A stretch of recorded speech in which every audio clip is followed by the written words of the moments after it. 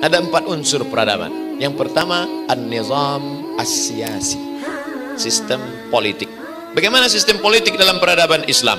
Ketika Raja Persia bernama Kisra, satu-satunya pewaris politik hanya anaknya bernama Buran.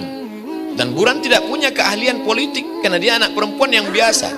Lalu kemudian karena memang mereka punya sistem politik monarki, mati Kisra, dilanjutkan oleh Buran.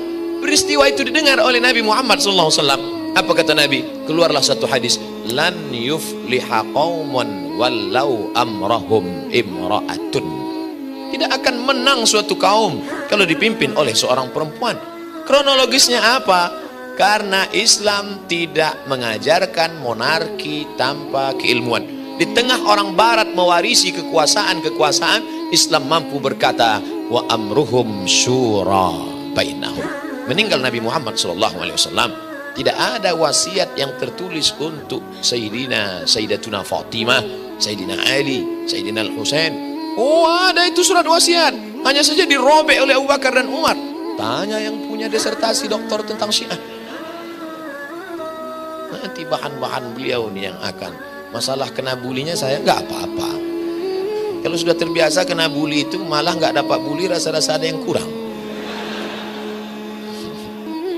Saudara yang dimuliakan Allah Subhanahu wa Ta'ala, ketika mereka baru belajar menulis nama, orang Islam sudah punya perpustakaan yang besar di Baghdad. Ketika perpustakaan itu diobrak-abrik, diobok-obok oleh Tatar Mongol, apa yang terjadi? Tinta itu luntur di tengah sungai Tigris dan Efrat, sampai-sampai kuda bisa menyeberang.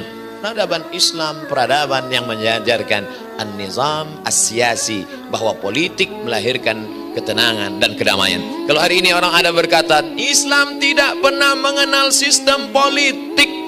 Kalau begitu ayat-ayat wa man lam yahkum bima anzalallah faulaika humul kafirun, wa man lam yahkum bima anzalallah faulaika humul fasiqun, wa man lam yahkum bima anzalallah faulaika humuz zalimun, as-sariqu was-sariqatu faqta'u aydiyahuma, az-zaniyatu waz-zani fajlidu kulla wahidin minhuma mi'ata jaldah, ati'ullah wa ati'ur rasul wa ulil amri minkum. Ayat itu harus diamandemen.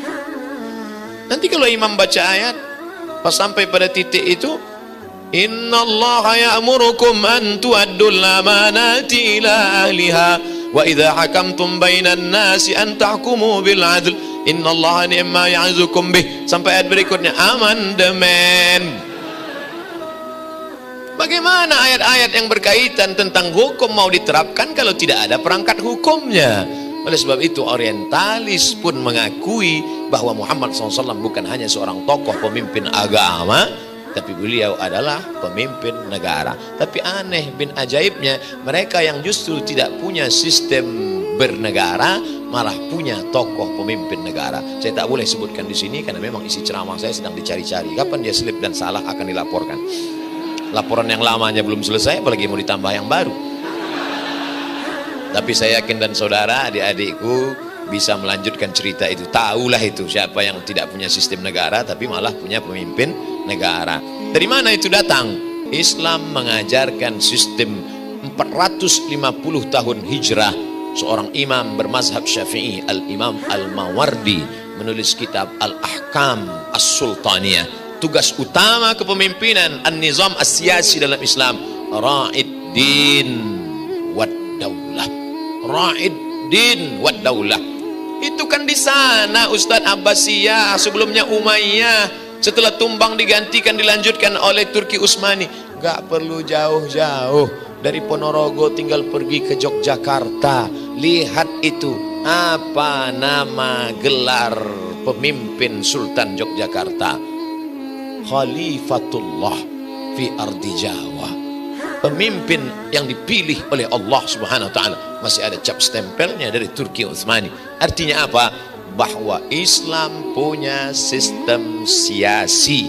Tapi kita ini orangnya lemah lembut, berhati mulia. Kalau mau dipertahankan sistem ini, ada saudara-saudara kita nanti yang berkecil hati. Oke, kalau tidak mau nggak apa-apa, kita sepakati saja satu kalimatun sawa bainana wa bainakum, lahirlah Pancasila.